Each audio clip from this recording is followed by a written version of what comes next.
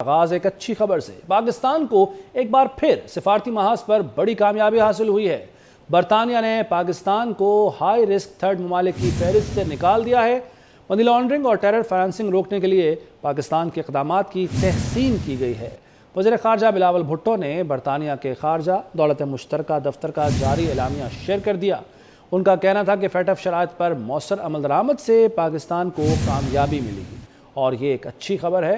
पाकिस्तान को एक मरतबा फिर सिफारती महाज पर बड़ी कामयाबी हासिल हुई है और बरतानिया ने पाकिस्तान को हाई रिस्क थर्ड ममालिक की फहरिस्त से निकाल दिया। इस पर बात करेंगे, सीनियर तजज़ियाकार मियाँ ताहिर हमारे साथ मौजूद हैं। मियाँ ताहिर साहब, जो हुकूमत पाकिस्तान इक़दामात कर रही है उसके अब समरात सामने आने लगे हैं और पाकिस्तान को ये बड़ी कामयाबी हासिल हुई है, क्या कहेंगे? जी बिल्कुल, ये बिलावल भुट्टो ज़रदारी कि जो वज़ारत ख़ारजा का जो दौर है इसमें ये दूसरी बड़ी कामयाबी है। पहली फैटफ से हम निकले और अब हम इस लिस्ट से हम निकल गए हैं, इस लिस्ट से, और इसका बड़ा इम्पैक्ट है क्योंकि 2021 में पाकिस्तान को इसमें डाला गया था और ये बेसिकली फैटफ की वजह से ही था क्योंकि हम फैटफ में थे। तो इस वजह से बरतानिया ने भी हमें मनी लॉन्ड्रिंग और बाकी जो इश्यूज थे उसकी वजह से हमें डाल दिया था। और इसका फ़ायदा जो है ना जी, वो सबसे बड़ा ये है कि हमारे जो तजारत और कारोबारी मामलात हैं वो बेहतर हो जाएंगे। और GSP प्लस का जो हमारा स्टेटस था उस पर भी एक शेडो आ गया था फैटफ की वजह से और फिर ख़ास तौर पे बरतानिया की तरफ से इस तरह से हमें इस लिस्ट में शामिल करने से।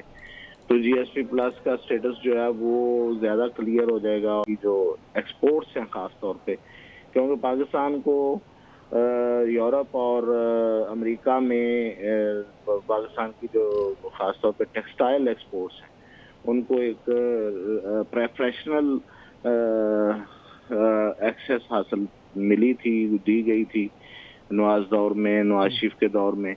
और उसके बाद फिर जब हमें ग्रे लिस्ट में डाला और फिर हम फैटफ में आ गए तो फैटफ की पाबंदियां और ऊपर से ये वाली लिस्ट जो बरतानिया में थी तो उससे बड़ा नुकसान पहुंचता है। तो लेकिन ये है कि अब इसका बड़ा फ़ायदा होगा पाकिस्तान को, इसकी एक्सपोर्ट्स को और टेक्सटाइल एक्सपोर्ट्स को और गारमेंट्स की एक्सपोर्ट्स को ख़ास तौर पे। तो ये बड़ी खुशखबरी की बात है, बड़ी खुशाइंद खबर है।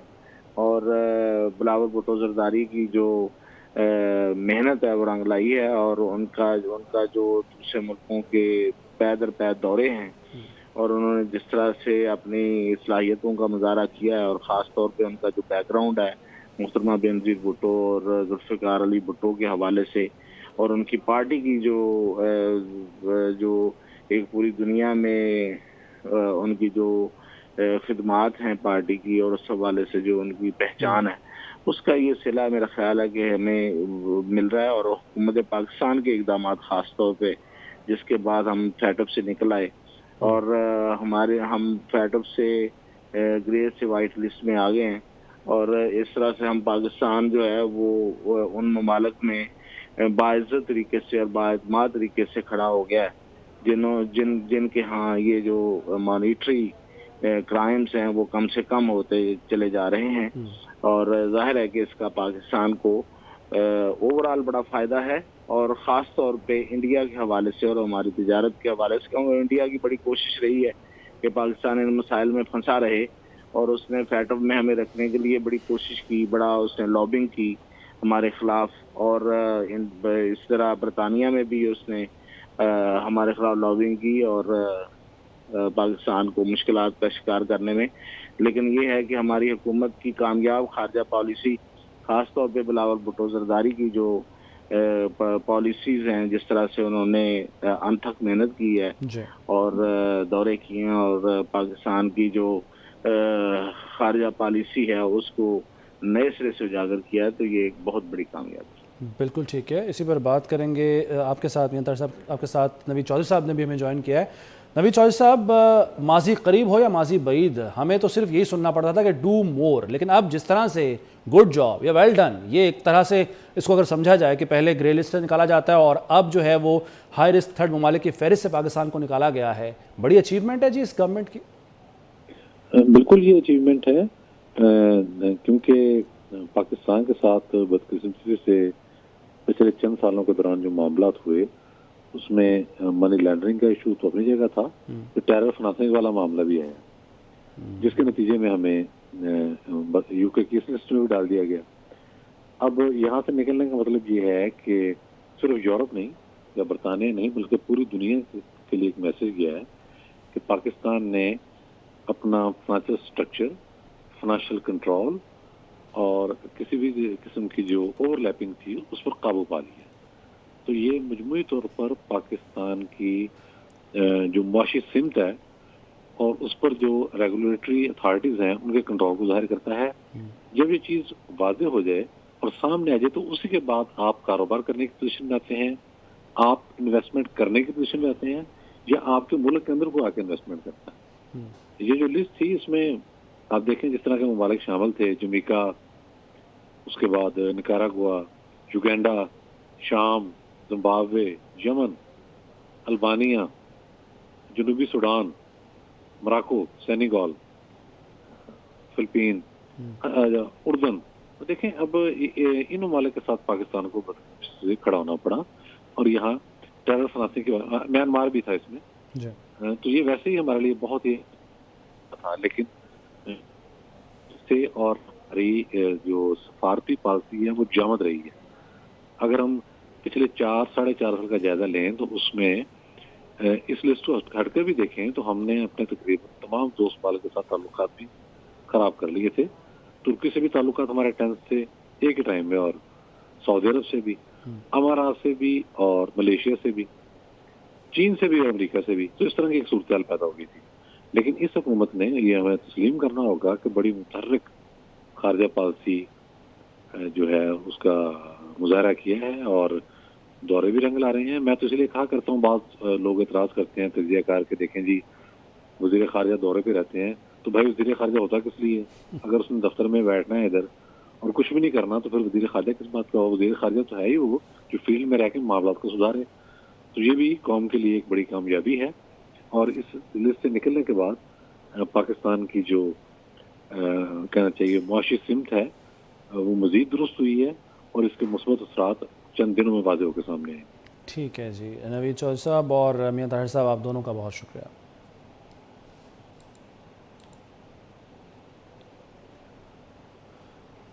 اور اقتصادی رابطہ کمیٹی کا بڑا اقدام، 1800 ارب روپے کے کسان پیکج 2022 کی منظوری دے دی۔ کاشتکاروں کو 1802 ارب روپے کے زرعی قرضے اس مد میں دیے جائیں گے۔ تو یہ بڑا اقدام ہے اقتصادی رابطہ کمیٹی کا، جس میں کہ کسانوں کے لیے کسان پیکج 2022 کی منظوری دی گئی ہے، جس کی لاگت 1800 ارب روپے ہے، اور کاشتکاروں کو یہ رقم زرعی قرضوں میں دی جائے گی 1800 ارب روپے کی بھی، اور اس میں ڈی اے پی کھاد کی بوری کی قیمت جو ہے اسے 11,250 روپے تک رکھا جائے گا، جبکہ 3 لاکھ زرعی ٹیوب ویلز کو سولر پاور پر منتقل بھی کیا جائے گا۔ یہ بھی اقتصادی رابطہ کمیٹی نے فیصلہ کیا ہے، جبکہ youth business and agriculture loan scheme کی جو کہ وزیر اعظم کی جانب سے اس کی منظوری بھی دی گئی ہے، اور اس کے علاوہ $16.75 یعنی $16.75 کے گیس کے لیے بھی منظوری دی جائے گی۔ تو یہ اہم فیصلے ہیں جو کہ اقتصادی رابطہ کمیٹی کے اجلاس میں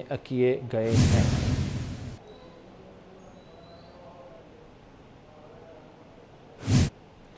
اور ناظرین، آئیڈیاز 2022 کراچی ایکسپو آج سے شروع ہونے جا رہی ہے۔ دفاعی نمائش ہے یہ، جس کے حوالے سے 11واں ایڈیشن 18 نومبر تک جاری رہے گا۔ نمائش میں جدید ٹیکنالوجیز کا مظاہرہ، عالمی سیمینار اور آئیڈیا کراچی شو ہوگا۔ Business to business, business to government ملاقاتوں سے کاروبار کی توسیع کے مواقع ملیں گے۔ آئیڈیاز 2022 کے لیے 20 روپے مالیت کا یادگاری ٹکٹ بھی جاری کر دیا گیا ہے۔ اسی بارے میں دیکھیے اشرف خان کی رپورٹ۔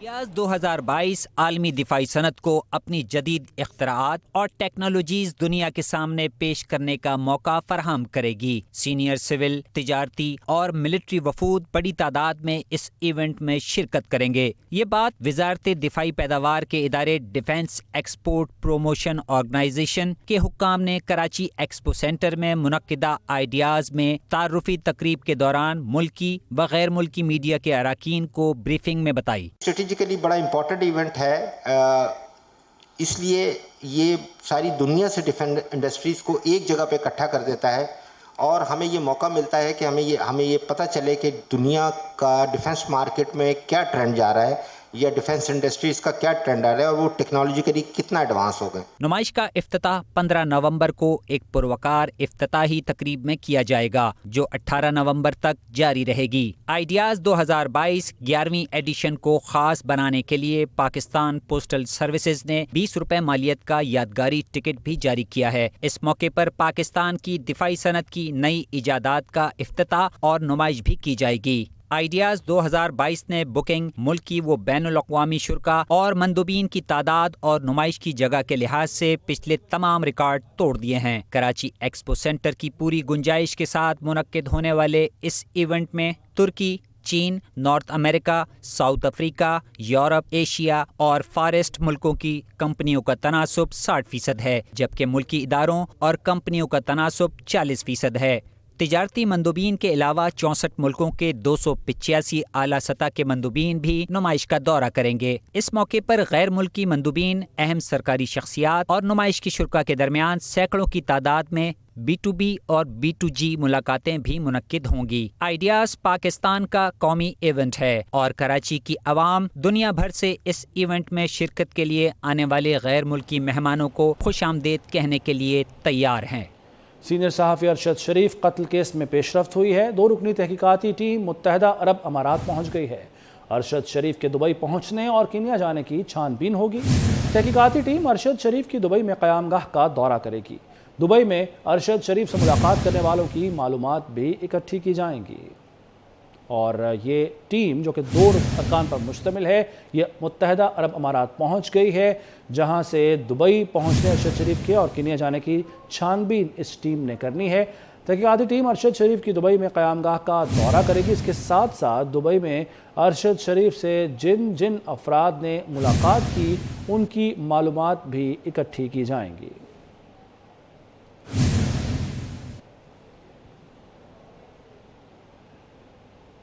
عمران خان نے اپنی غیر ملکی سازشی تھیوری کو خود ہی مسترد کر دیا ہے۔ وزیر اعظم محمد شہباز شریف نے عمران خان کے فائنینشل ٹائمز کو انٹرویو کے حوالے سے کہا، عمران نیازی نے اپنے ذاتی فائدے کے لیے ملک کے سفارتی تعلقات کو نقصان پہنچایا۔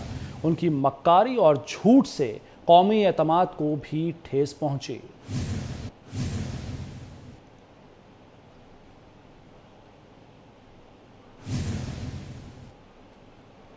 عمران خان کو جھوٹے سیاسی بیانیے کی قیمت ادا کرنا پڑے گی۔ عمران خان کی پوری زندگی یو ٹرن سے بھرپور ہے۔ وقت آ گیا ہے کہ قوم عمران خان کا محاسبہ کرے۔ وزیر دفاع خواجہ آصف کا قومی اسمبلی میں اظہار خیال، کہا عمران خان چاہتا ہے ملک کے اندر اور باہر کوئی اس کے سر پر ہاتھ رکھے۔ ایم این اے شائستہ پرویز ملک کی لندن میں قائد مسلم لیگ نون میاں نواز شریف اور مریم نواز شریف سے ملاقات ہوئی ہے۔ مختلف امور پر تبادلہ خیال کیا گیا ہے۔ ملاقات میں ضمنی انتخابات، تنظیمی امور، معیشت کی بحالی اور دیگر امور پر گفتگو کی گئی۔ نواز شریف کا کہنا تھا کہ حالات مشکل ہیں لیکن موجودہ قیادت جلد بہتری لائے گی۔ میاں نواز شریف نے پرویز ملک مرحوم کی پارٹی کے لیے خدمات کو سراہا۔ تحریک انصاف کا جلسہ گاہ بھرنے کے لیے نوٹوں کا استعمال۔ منڈی بہاؤالدین میں پی ٹی آئی جلسے کے لیے خواتین کو پیسے دینے کا انکشاف ہوا ہے۔ دہاڑی پر لائی گئی خواتین کو 2,000 روپے دینے کی فوٹیج سامنے آ گئی۔ منڈی بہاؤالدین میں پی ٹی آئی کی مقامی قیادت نے خواتین میں رقم بانٹی۔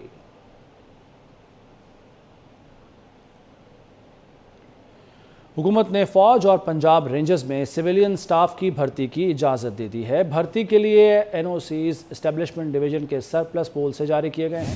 پاک فوج میں 201 سویلین سٹاف کی بھرتیوں کی منظوری دی گئی ہے۔ یہ بھرتیاں گریڈ 1 سے 15 تک کی خالی اسامیوں پر کی جائیں گی۔ پنجاب رینجرز میں 776 بھرتیوں کی اجازت دے دی گئی ہے۔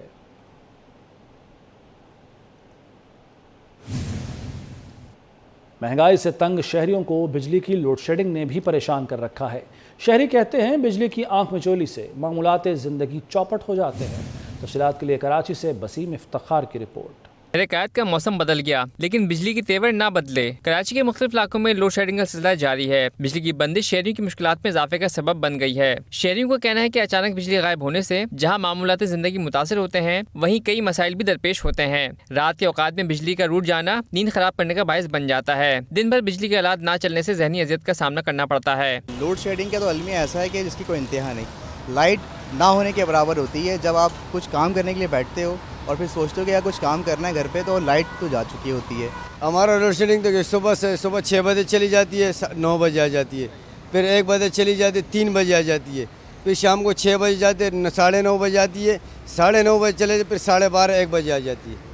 شہر کے مستثنی علاقوں میں 3 گھنٹے اور بجلی چوری والے علاقوں میں 10 گھنٹوں کی بجلی کا تعطل دیکھا جا رہا ہے۔ کی الیکٹرک کا موقف ہے کہ شہر میں کہیں بھی غیر اعلانیہ لوڈ شیڈنگ نہیں کی جا رہی ہے۔ ڈپٹی کمشنر شیخ پورہ طارق عری بسرا نے اسسٹنٹ کمشنر فاطمہ ارشد کے ہمراہ تحصیل ہیڈ کوارٹرز اسپتال سفردہ آباد کا دورہ کیا۔ ICU، CCU اور ایمرجنسی وارڈ میں زیر علاج مریضوں سے ان کے علاج معالجے کی سہولیات کے متعلق دریافت کیا۔ عملے کو ہدایت کی کہ زیر علاج مریضوں کو بہترین طبی سہولیات کی فراہمی یقینی بنائی جائے۔ ڈپٹی کمشنر نے اراضی ریکارڈ سینٹر میں تعینات ملازمین کی حاضری، on line system, record register اور زیر التوا کیسز کا جائزہ لیتے ہوئے کیسز کو شفافیت سے فوری نمٹانے کی ہدایت دی۔ DPS کا دورہ کرتے ہوئے اساتذہ کی حاضری، کلاس رومز، درس و تدریس اور صفائی ستھرائی کا جائزہ لیا۔ دیہی مرکز صحت خانقاہ ڈوگرہ کے دورے پر بھی گئے۔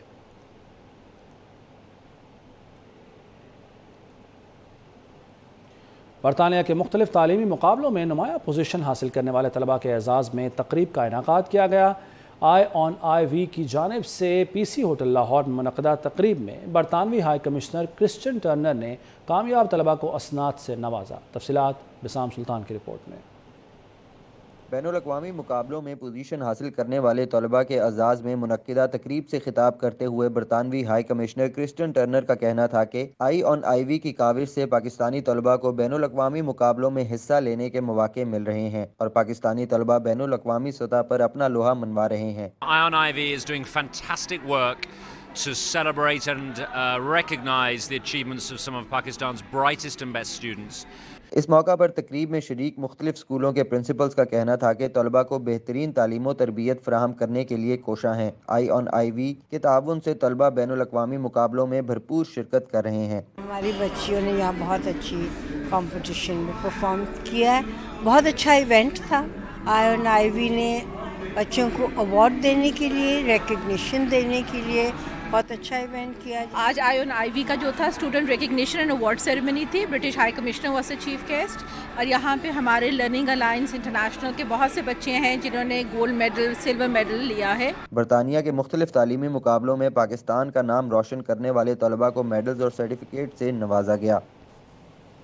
شعیب ملک نے افواہیں پھیلانے والوں کو بڑا سرپرائز دے دیا۔ شعیب ملک اور ثانیہ مرزا سے جڑی افواہیں دم توڑ گئیں۔ کرکٹر شعیب ملک کی ثانیہ مرزا کو سالگرہ کی مبارکباد۔ سالگرہ پر تہنیتی پیغام میں ثانیہ مرزا کو کہا ہے کہ زندگی بھرپور انجوائے کریں، اور شعیب ملک نے وہ تمام جو افواہیں تھیں ان کو دفن کر دیا۔ انہوں نے سرپرائز دیا ہے ان تمام افواہیں پھیلانے والوں کو۔ تو کرکٹر شعیب ملک نے ثانیہ مرزا کو سالگرہ کی مبارکباد دی ہے۔ تہنیتی پیغام جو دیا ہے سالگرہ پر، اس میں یہ کہا ہے کہ زندگی بھرپور انجوائے کریں۔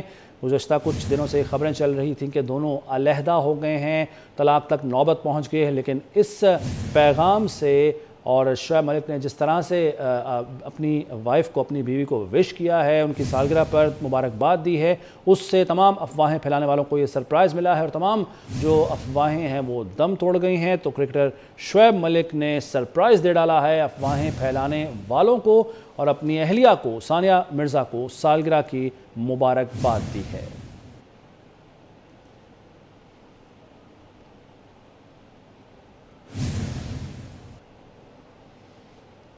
حیدرآباد آرٹس کونسل میں 10 روزہ سندھ تھیٹر فیسٹیول کا آغاز کر دیا گیا ہے۔ تھیٹر میں اردو اور سندھی کے 5 کھیل پیش کیے جائیں گے۔ مزید کیا تفصیلات ہیں جانیں گے اپنے نمائندے علی حمزہ سے۔ علی حمزہ آگاہ کیجیے۔ حیدرآباد کے مہران آرٹ کونسل میں 10 روزہ سندھ تھیٹر فیسٹیول کا آغاز کر دیا گیا ہے۔ صوبائی وزیر سردار شاہ اور کراچی مہران آرٹ کونسل کے صدر ने इसका इफ्तिताह किया है और इस 10 रोज़ा फेस्टिवल में 10 मुख्तलिफ ड्रामे दिखाए जाएंगे और थिएटर ड्रामे होंगे, जिसमें 5 ड्रामे जो हैं वो उर्दू ज़बान में होंगे और जो 5 थिएटर हैं वो सिंधी ज़बान में किए जाएंगे। जो फ़नकार बरादरी है वो बहुत ज़्यादा खुश नज़र आ रही है, क्योंकि जो फ़नकार बरादरी बहुत ज़्यादा दिनों से मुतासिर थी, पहले कोविड और फिर सैलाबी सूरत हाल के बाइस जो सकाफती सरगर्मियाँ थी, स्टेज ड्रामे थे, वो नहीं हो पा रहे थे। उनका एक मरतबा फिर आगाज़ हुआ है, जिसके बाद जो हैदराबाद की फ़नकार बरादरी है वो काफ़ी खुश दिखाई दे रही है। और सूबाई वज़ीर का भी यही कहना है कि जो फ़नकार हैं उनकी पज़ीराई के लिए इस तरह के इवेंट मुनक्किद किए जाएंगे और फ़नकारों को इस तरह की फैसिलिटीज़ दी जाएंगी कि वो अपने फ़न को उजागर भी कर सकें और साथ ही साथ वो अपना गुज़र बसर भी कर सकें। जी, न्यूज़ स्टूडियो से फिल वक्त इतना ही। मज़ीद खबरों और अपडेट्स के लिए देखते रहिए 24 न्यूज़ HD।